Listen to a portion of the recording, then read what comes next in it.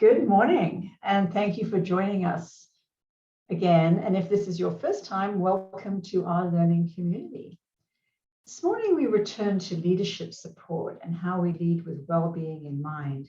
And we'll be exploring how we support our teams as we live through times of change and transition. This is a challenging topic to cover in 10 minutes, so I'm going to jump right in. Let's start by understanding the differences between change and transition. And I'm going to be referencing William Bridges' seminal work, Managing Transitions, Making the Most of Change. Change, Bridges tells us, is situational. It happens or will happen at a specific time. So examples could be changes in policies or practices, or when our professional role or even staffing team changes. Transition is psychological, and it's a three-phase process that people go through as they begin to internalize and come to terms with the details of this new situation that the change brings about. When changes happen, but we don't support people to go through transition, nothing truly shifts positively in the workplace. And Bridges says that this is what people mean when they say things like, just because everything has changed doesn't mean that anything is different around here.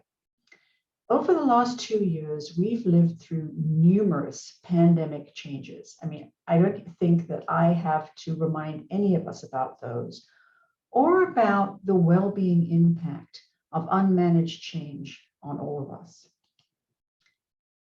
In the first phase of transition that people are living through, people are letting go of old ways of being and doing. They're being asked to let go of their old identity. And this is the time we need to help people to deal with their losses, real and perceived. The second phase is an in-between time called the neutral zone. The old may be gone, but the new isn't fully operationalized yet. This stage can feel very uncomfortable to experience personally and to manage for other people. We may be tempted, in fact, to discount it or to just rush past it. But Bridges warns us that this is the time when critical psychological realignments and repatterning are taking place.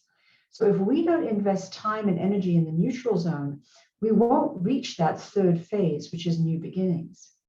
This new beginnings phase is when people develop a new identity, they experience new energy and excitement, and they discover the new sense of purpose that makes the change begin to work and stick. Now, although we've talked about the importance of a well-being vision and future orientation in sessions 3 and 25 of this series, actually session 26, so 3 and 26, and they're very important, the starting place for dealing with transition is not the outcome, but the ending that you will have to make as a team to leave the old situation behind. Transition starts with letting go, and this can be quite frightening. I think Marilyn Ferguson, the late American futurist, described this uncomfortable or fearful feeling of the neutral zone perfectly. She says it's not so much that we're afraid of change or even so in love with the old ways, but it's the place in between that we fear. It's like being between trapezes. It's Linus when his blanket is in the dryer. There's just nothing to hold on to. Now, in session 25, Learning from and Letting Go of the Past, we discussed why it's hard to let go of the past and how we can support people to do it. So if you missed it, the recording is available at the link Meg is going to put in the chat. And I'd encourage you to spend 10 minutes with that one. But let's focus now on how to lead in the neutral zone. The bad news is that this is a difficult time. And we may see that anxiety increases, productivity and engagement decreases, old weaknesses or patches that we've made, resurface or get worse in our workplace. Interpersonal polarization and disagreement increases, consensus and teamwork decreases, and loyalty to the organization can decrease, loyalty to leaders can decrease, and well-being can be compromised. So let's just take a deep breath here to acknowledge that this is kind of hard to live through. But, and this is very good news, the neutral zone can also be a very creative time. Although the neutral zone can feel chaotic and unsettling, it's also much more hospitable to creative thinking and the generation of new ideas than other times when we feel just very settled and contented with the status quo. So, what can we do to support ourselves and our teams during transition? The first thing is to normalize it. People are not used to feeling unsettled. They may feel that this change should be easier and that we should be out of this fog and back into action. But the neutral zone isn't a wilderness.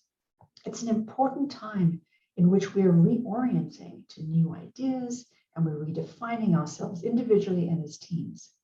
Some people describe this time as the winter, during which the growth that will happen in the spring is starting to take place underground. As leaders, we need to remember that when people feel unsettled or anxious, self-doubt can set in. They may doubt themselves or you or their organization and have a tendency to listen to the loudest, most certain voices. And this includes, unfortunately, the most negative voices, which is why turnover is often high during times of transition. The most powerful tool that we have is our ability to listen and acknowledge people's experience. Step 2 is to redefine the neutral zone together. We need to find a new way to talk about this journey we're on. Are we saying that we're dismantling our work in healthcare as we knew it or destroying what was always familiar to us? Or are we transforming it? What is the journey metaphor that feels most appropriate to you all? It doesn't have to be the same that I would pick. It's got to mean something for you. What is your intended destination? What is your why for doing this adjusting? Now, the other thing that's important is structure and support. They're very helpful and they reduce the anxiety of the neutral zone. So try wherever possible to limit or remove non-essential changes that are happening. Or as some of us say, just get rid of the stupid stuff. Group, if you can, small individual changes into a meaningful whole that connects to something we care about, such as safety or our well-being. And then try to provide milestones or very short-term goals that support a sense of direction, achievement, and movement forward. And of course, if there are new skills needed, please see that there are educational opportunities to support your team in developing those skills. When we're living through a transition time, we need to feel connected to what's happening. So communication becomes critical here. We also need to feel connected to each other and to what's important to us. We need to feel supported in our journey. We need to feel safe to provide feedback and ideas. And we need to feel safe to suggest and try new ways of doing and new ways of being in our workplace together. Now, in large organizational change, Bridges suggests convening a formal transition monitoring team. Now, this is probably not going to be necessary in your smaller groups, but there are some advantages to having a small group of colleagues who can help you keep an eye on what's happening and how people are feeling. It's so easy to get lost when we have multiple things happening. So this group can serve as your GPS to help keep you on track and notice your progress. And the monitoring group also has an important role in encouraging people to talk about their experiences, communicate their ideas and concerns up to leaders, and to be aware of misinformation or rumors. Finally, while we're in the neutral zone, it's important to encourage experimentation.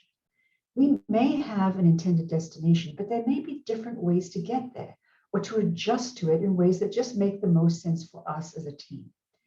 How do we transform the lost old normal into a new opportunity? If we're going to be successful in transitioning into our new ways of doing and being, we have to give ourselves permission to try different things on for size. That may ask us as managers to step away from the need to push for certainty and closure. It may take us a while to find a good fit. We need to leave some space for that and to show ourselves and our colleagues some compassion and to acknowledge that we're doing our best. Endings and transition can be challenging, but when we allow space for exploration, new choices, and new opportunities, we're more able to transform the work we do together. And here are then this week's tips.